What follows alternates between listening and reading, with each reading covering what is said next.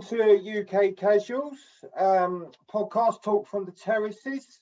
As you may be aware, we are without Martin, who unfortunately is not doing well with his health at the moment. So our thoughts go out to Martin, and hopefully, absolutely, all our thoughts are with Martin at the moment. Yeah, and he's going through a bad time. The show's thoughts go out to him. Our personal thoughts go out to him. And hopefully he'll be back with us soon. Also, Dave Cass should be back with us next week if he sorts his act out. You never know with Dave. But yeah, hopefully he's going to be joining us next week. And so it'll be back to a 3-man team. Just some announcements to start off with. I've got a couple of interviews coming up. I've got Leon from the DLF. He's coming on soon. I've also got an interview with Tony Harrison from Leicester's, but that's going on the website. I like Tony. He's a good guy. Yeah, that's going on the website though. That won't be on the YouTube channel. So over to you, Gal, on this Remembrance Sunday.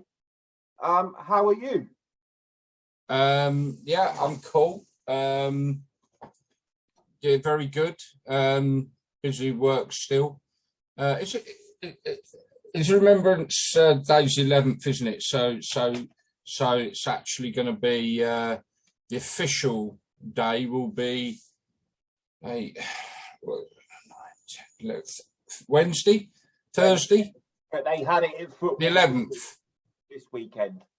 Yeah, the 11th though is the actual official day. Yeah. But they actually done the minute silence at the grounds. At the games, the Cenotaf's next Sunday though, I think, isn't it? So the official, it's not. Yeah. Yeah. I think they did it this weekend because we've got the international break coming up, haven't we? Yeah, it's not Remembrance Sunday today, it's next week. Yeah, but it's next week. Yeah. But they do that anyway. A lot of clubs were doing it last week as well, and they'll do it. And this has always been the case. Is that they'll do their honours on the nearest home game to the 11th of November. So for some clubs, that was last week. Was the last opportunity they had to. Watford did their bit last week as well. So yeah, always the last home game nearest to the 11th of November is when the clubs will show their respects for the fallen. Just adding on to that a little bit, probably not a shock, but Celtic decided to disrupt the minute silence. Don't even want to talk about them, mate. Fuck them. You know what I mean? Don't give them I just don't even want to talk about them. Don't even want to mention their name. It's like, it's just, what's the fucking problem? You know what I mean? Like they didn't, like after people that support that club didn't lose people in the war, wobble their heads for Christ's sakes. Just, you know what I mean? It's like they weren't affected by the war. Do you know what I mean? All right, Southern Ireland weren't involved with the war. I get all that, but a lot of Southern lads fought in that war and died, Catholic lads, and they go do that. Yeah. There's no brains, mate. There's no brains going on there at all. It's ridiculous. There's no brains behind it. They do. They need to wobble their heads, mate. They really do. Sorry. Go on. Linking on to it, the armed forces were absolutely loving it at Millwall. We'll insert clip.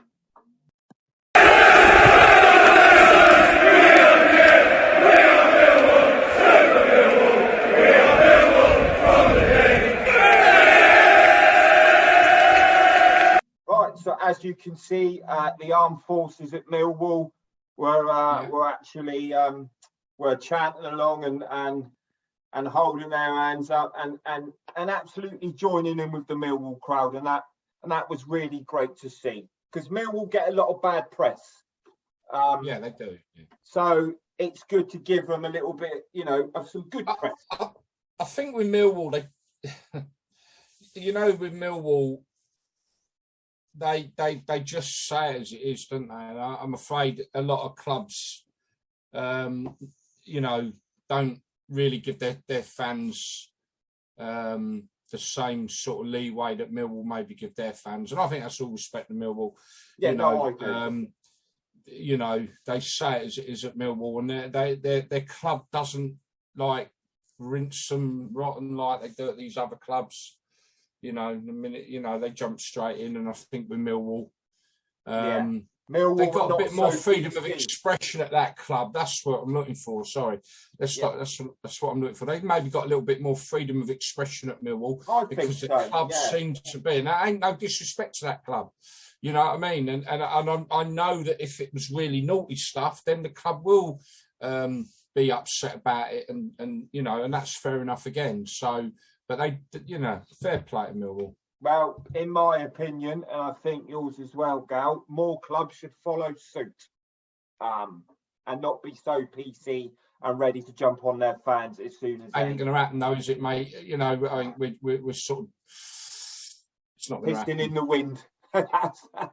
As the saying goes. You are. I mean, there's so much more going on again this week where, you know, even with the cricket as well, you know, with Yorkshire and you know, you've now got people being arrested over the right, you know, maybe that was wrong what happened on the plane with West Ham going over again. And you know, they were singing there were anti-Tottenham chants, and it does go back to the history of, you know, West Ham and other clubs, and like rinsing them a little bit for what the Jewish sort of element within the club is about. It's I'm not condoning it. I'm not trying to excuse it.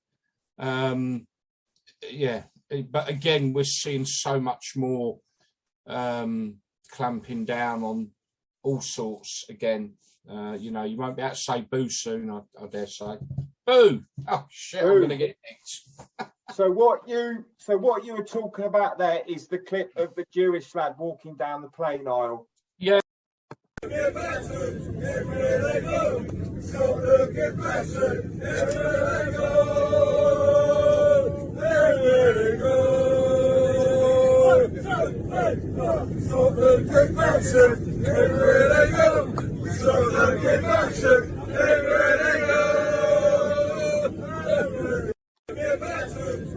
And I'm not going to condone it in any way, shape, or form. You know, for that guy, that was probably quite intimidating, and that's what the element of wrong is. I think, you know, things have to be put in context as well. It's wrong, I agree. However, is it racist, discrimination, and all that? Do you know what? It's a football chant. It's football banter, unfortunately being done in the wrong place to the wrong person. But was that person that was walking down the aisle, the Jewish person, was he in any harm at any time? My opinion, no. No, but you've got to understand, I mean, he probably didn't even know what they were saying, to be fair. Yeah.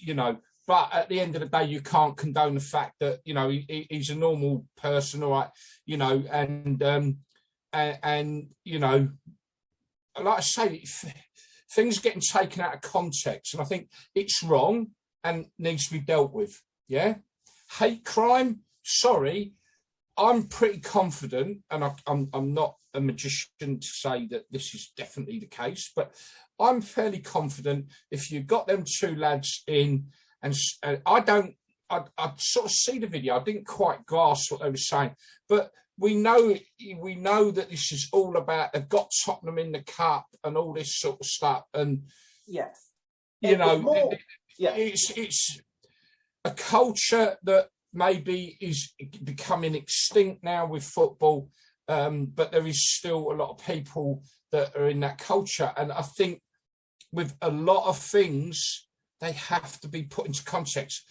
Wrong, yes. Deal with it, yes. Right.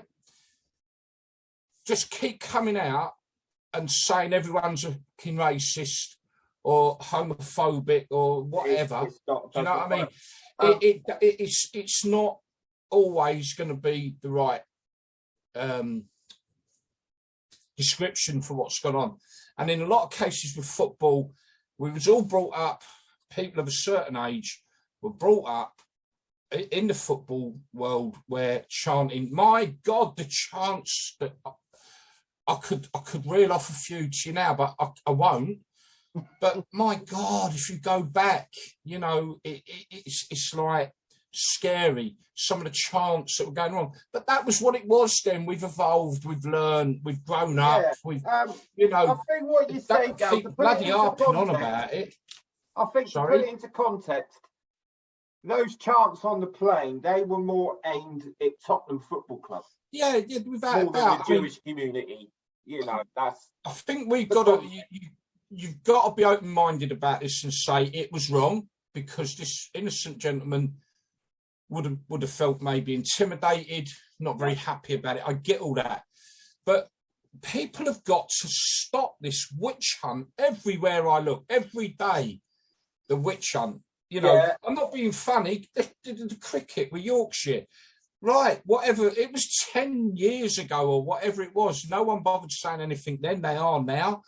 Like every day, someone's saying something now. It was 10 years ago, and it was because he used the P word, mate. I'm not being funny. Go back 10, 20 years, then you're going to need to build a prison the size of fucking London to put everyone in who's offended.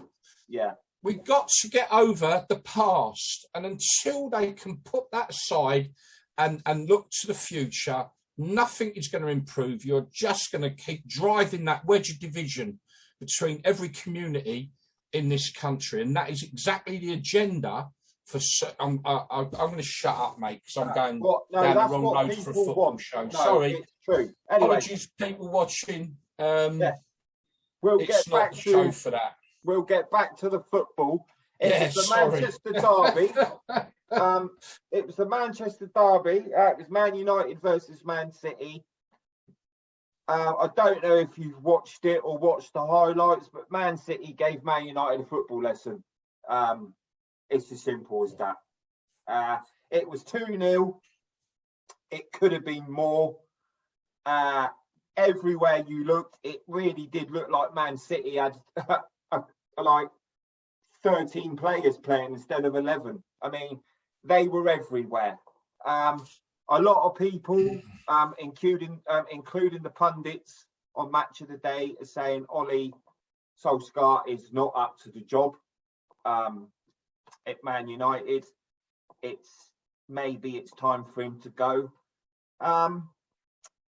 They've had a little bit of a threat, a left field threat, but a very light-hearted threat from the Gypsy King Tyson Fury that is decided that he might go to their training ground to sort them out and say that you need a bit more passion, that when you're on the floor like he was, you need to get back up.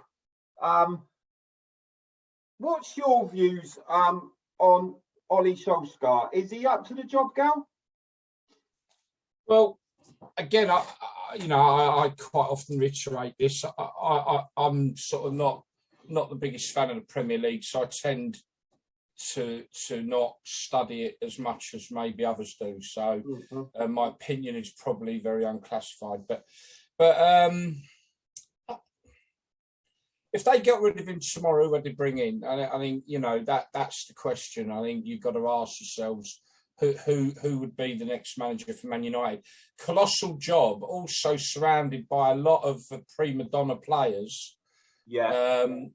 As well. It would need a very strong person. Is he the right man for the job? My gut tells me probably not. But my head is sort of saying, look at Newcastle. Newcastle, again, maybe something to touch on. Newcastle obviously getting rid of Steve Bruce, rightly or wrongly, I think that decision.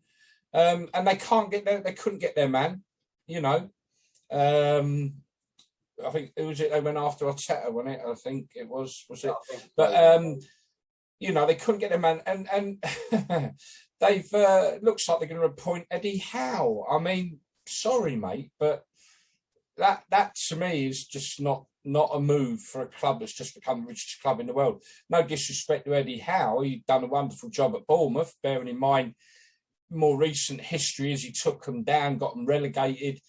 You know, I'm not going to knock the fella, but he went to Burnley and was a catastrophe, you know, and had to go back to Bournemouth. Some people, I think, are suited to a club. He might go there and prove me wrong and be a brilliant manager. And I hope he does. Be good to see another English manager in the game. But to me, who would you put in the hot seat at Old Trafford? That's the question. I mean, the problem is, Gary, like you said, it's a massive club with a lot of history that has been very successful. A lot of people forget that Alex Ferguson, people were calling for him to go. You know, he started off, and his first few years were not good. And there's old pictures of signs saying that they wanted out of him. They wanted him out of Old Trafford. But in this day and age, you're not going to get a long time. I mean, the thing with Alex Ferguson is he really shone in an era where Man United were not even really Chelsea, the only real club that could financially challenge Man United. Mm-hmm. Now, we all know this. This is why I can't stand modern day football. You're only a successful club if you've got a lot of money in your owner, right? Yeah. So you buy success these days. Let's not think anything otherwise. Although I must tip me out to West Ham doing so well in third place now after today. But anyway, I think Manchester United are now playing in a league that they are no longer the big financial top of the tree club with finances. Actually, they're falling down the table a bit. They are.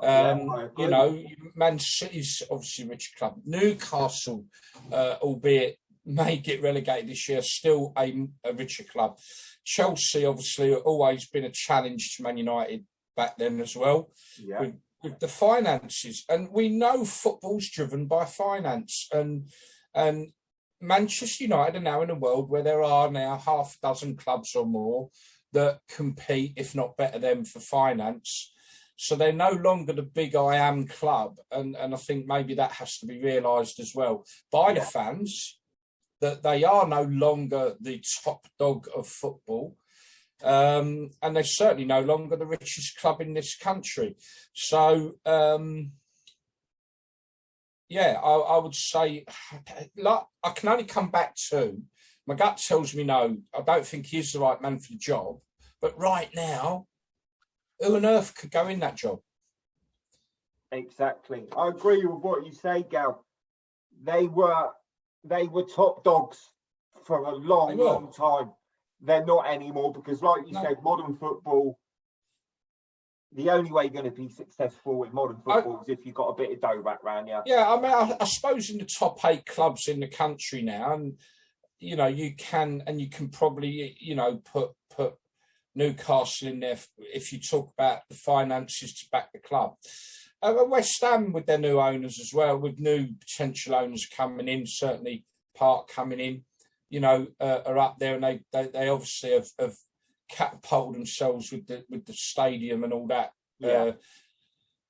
You know, but I think it goes against everything I say. Actually, it's probably a little bit more of a level playing field at the top end of the financial ladder, which means that the expectation of Man United fans and Man United themselves maybe is a little bit too high, and they need to wobble their heads a bit and realise that they are no longer the kings of the road. And to be fair, I mean, they're still sitting in 6th place.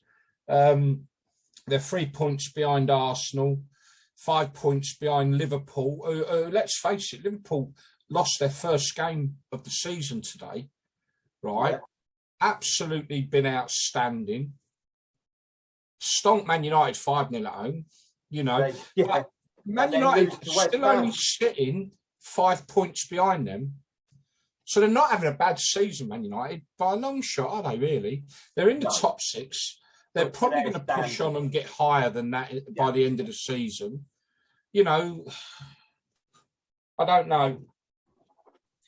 I think managers of that calibre are few and far between at the minute, and I think they've got to leave it alone this year. They're like I said, they're in the top 6. They'll probably nick the Champions League spot this year. I can't see them doing much better than that. If they're going to change anything, I think they need to look for next season, really. Yeah. Well, what we'll do, Gav, you mentioned West Ham and Liverpool's result. So we'll go to the results. And then afterwards, we'll speak about Aston Villa's new manager, which possibly will be Steven Gerrard. He may be leaving Rangers. It's all on the rumour vine at the moment. It's rumour. I think it's true. We'll talk about it after the results. But Aston Villa have sacked their manager. So. Just as Norwich have as well. Again, 2 sackings this week. Norwich getting their first result. Their first Brentford. Win. Another talking point possibly as the honeymoon period ended for Brentford. We said it last week. We're saying it again this week. Methinks it could be the case. But what a weird time to sack your manager when he picks up his first win of the season and away from home. Right. Saying that. Over to you for the results, mate. Okay, here we go then. So we've already talked about it, so we won't harp on. Manchester United 0, Manchester City 2. Just mentioned the Brentford result there. Brentford 1, Norwich 2. Chelsea dropping points with a 1-1 draw at home to Burnley. That was a bit of a loss of points there for Chelsea, realistically. But fair play to Burnley. Crystal Palace 2. They're doing a little run there. Not doing bad, are they? 2-0 winners over Wolverhampton Wanderers. And then Brighton, who for me so far have been the shock team of the season, getting a 1-1 draw at home to Newcastle, the new financial superstars of the Championship. I mean, the Premier League. Right. Moving on into the Championship. Barnsley 0, Hull 2, Blackburn Rovers 3, Sheffield United 1. Just a quick word on that one, because midweek they got stomped at home 7-0 by Fulham. Yeah, and then they come back with a 3-1 win at home to Sheffield United. Sheffield United really have struggled with the being relegated. Yeah. Bournemouth 4 flying with that league at the moment. Bournemouth 4, Swansea 0. Cardiff 2, Huddersfield 1. Coventry having a great season this year. 3-2 winners over Bristol City. North Harpenden 0. Stoke City 1. That's Luton Town, of course.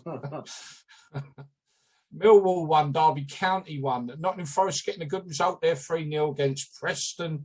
Peterborough going down 1-0 at home to Fulham, who, as I already mentioned, had that amazing 7-0 win up at Blackburn in the week. West Brom fought out a 1-1 draw with Middlesbrough. Birmingham City slipping up at home there, 2-1 loss to Reading. And Blackpool, again, not doing bad this year against a good QPR side as well. And I'm not saying that just to put a smile on Dave's face, but there we are, with a 1-1 draw. Moving on to the FA Cup, because it's FA Cup weekend, folks. FA Cup weekend. The wonderful FA Cup. We've got Scunthorpe United 0, Doncaster Rovers 1, Gillingham 1, Cheltenham 1. Obviously, all the draws will go to a replay at this stage of the FA Cup. Wimbledon getting a 1-0 win over non-league guys. Lee Borehamwood 2, Eastleigh 1. So there's one non-league side in the second round. Bradford City 1, Exeter 1. Carlisle United 2, Horsham 0. Charlton Athletic 4, Havant and Waterlooville 0. Chesterfield 3, Southend United 1, number 2 non-league side in the next round. Crawley 0, Tranmere Rovers 1. Crewe Alexandra 0, Swindon Town 3. Halifax now, what a game. And I'm not going to go through it because we ain't got time. What a rundown of goals. Halifax Town making, by the way, number 3 non-league side in the next round. 7 Maidenhead United 4. What a cup tie. Yeah. What an amazing cup tie. 7-4. 11 goals. Yeah. Fleetwood 1, Burton Albion 2, Gateshead 2, Altrincham 2. That will be number 4 into the next round of non-league club.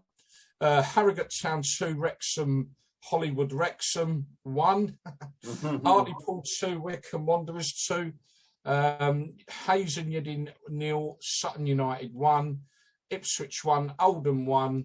Like I say, all draws will go to replay. Kidderminster Harriers 1, Grimsby Town 0. That's number 5. Kings Lynn Town 0, Walsall 1. I've seen some footage of some naughtiness going off at that game as well. Leighton Orient 1, Ebbsfleet 0, Lincoln 1, Bowers and Pitsea 0, Milton Keynes 2, Stevenage 2. There's a lot of these, sorry, but it is the FA Cup. We've got to do it. Morecambe 1, Newport County, who I keep calling Notts County. I apologise to you there in the valleys. Keep doing that incorrectly. But they went out to Morecambe 1-0. Northampton Town 2, Cambridge United 2 in an East Anglian derby there. Port Vale 5, Accrington Stanley 1, Portsmouth 1, Harrow Borough 0. Fair play, Harrow Borough. Rotherham United 3, Bromley 0, Sunderland 0, Mansfield 1, Wigan 0, Solihull Moors 0. So Solihull Moors taking Wigan back to their ground for a replay. Number 6 is Yate Town 0, Yeovil 5. So Yeovil non-league going in to make 6 in there. York City 0, Buxton 1. 7 into the next round. Banbury United 0, Barrow 4. So there we are. That's the FA Cup. This is all the Saturday results. Moving on to 7 non-league sides going into round 2. Now we go to today's results. Arsenal 1, Watford 0. I did watch that one, obviously.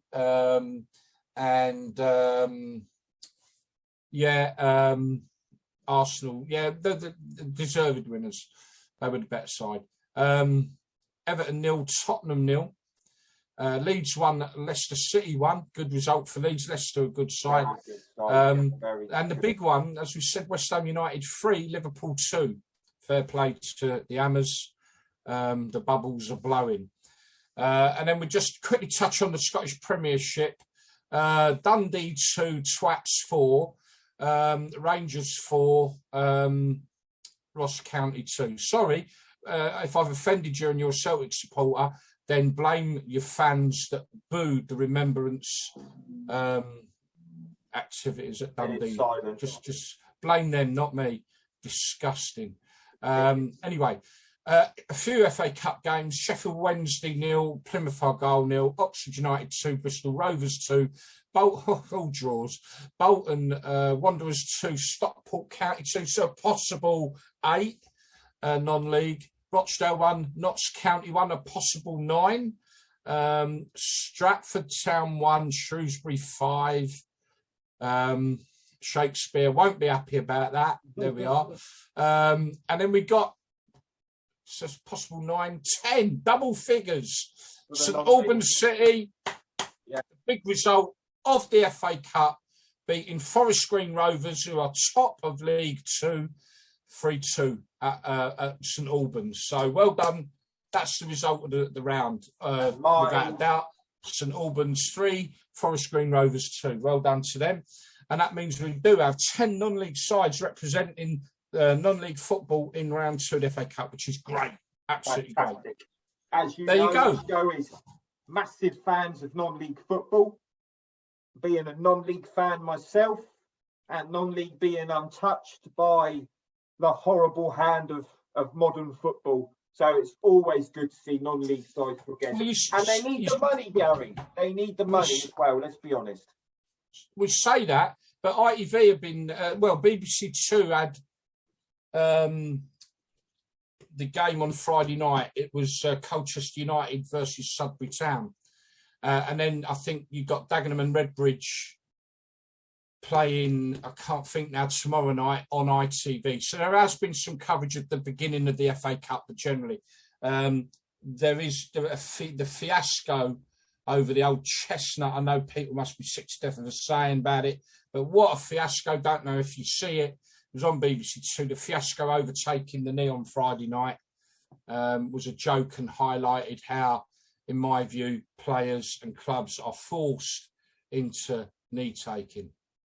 Yeah, no. I don't know if you see what went on, but it was an absolute it was absolute joke. Yeah, I mean, just before we end up, the Championship and the Premier League. Yeah. Normally, you get the teams that are relegated from the Premier League. They go down to the Championship and they do really well. Is the gap between the Premier League and the Championship too big? If you get what I'm saying. Yeah, I do. I think the problem is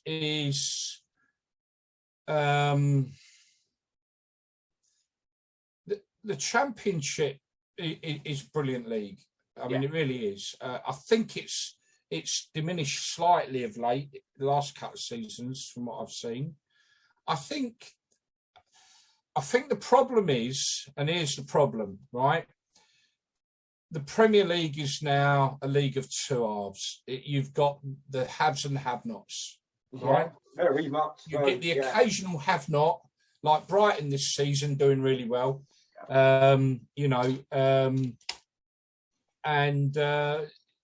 what you're fundamentally doing, let's say there are 10 sides in the haves and then 10 in the have-nots. Yeah, you bring 3 sides into that 10, right? So it's 3 sides. So the chances of the 3 competing with the 10. Not the 20. They can't compete with the 20, other than like Brentford have had a few games where they've done well. I've got a feeling that's come to an end. Sheffield United went for a great season. Watford did it back in when we came up in 2014. Had a great first half of the season. I think you can have these things that happen, but unless you come up, you start and you get good investment. I think the odds of you not doing that well, you're only going into a league of 10 teams that you can compete with not to go down.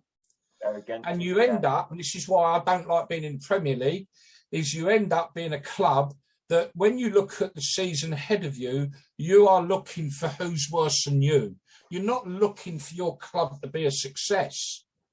You are looking for your club survival to be better than that bottom 10, and you can guarantee, you're going to be up again. Out of that 10, there's probably 3 or 4 that you're not going to compete with. So in the end, you are literally coming up and competing with another 3 or 4 sides to stay up. And if you look at the pattern, every season in the last few years, that is exactly the pattern that seems to take shape. It's up and down. Last point, where I mentioned it before you read the results. Steven Gerrard, will he be Aston Villa's new manager? Will he ever leave Rangers? What's your thoughts, Gal? Steven Gerrard, I mean, you know what? Sooner or later, he's got to go to Liverpool, innit? I mean, he's got to go home, at some point. So, is it time for him to leave Rangers? I don't think. Is Aston Villa a stepping stone just for him to get a little bit of experience in the Premier League? Oh, look, yeah, of course. Look, Aston Villa are not a small club. No. They're not a small club. They're certainly in my bracket of League Two of the Premier League rather than League One at this stage. Although they have got money, but they certainly are in the second half of the Premier League. Do you know what? I mean, it depends what his ambition is. Whether has he got his business done? It's too early to do this. To actually say, Steven Gerrard, mate, did Newcastle think about Steven Gerrard? If they did, would they have approached him? mate, I would have thought they would have done, because Christ, it's only a few miles down the road, isn't it? I mean, you know, it's would he have been in the equation? It would be foolish. Sorry, go on. I know you can say that the Scottish League is a two-team league. It's either Celtic or Rangers, but he still he still had to go to Rangers and do a job. You know, it wasn't. It just, you know, it's, you know, he went there and it wasn't 100% that he was going to win the league with Rangers. Even though it is a two-team league, I understand that. Personally, my opinion, will he join Aston Villa? Possibly as a stepping stone for a little bit of experience in the Premier League. Like you said, he's heading to Liverpool one day or another. I would, yeah. You got. It's written in the stars, isn't it? Really, yeah. But I would say he's got to go to a Premier League club before that can happen. But is it the right time for him? What I was, mate, when he went there, look, for a few years that was a one-team league. It's now a two-team league again. And to be fair, Celtic ain't exactly having a great season.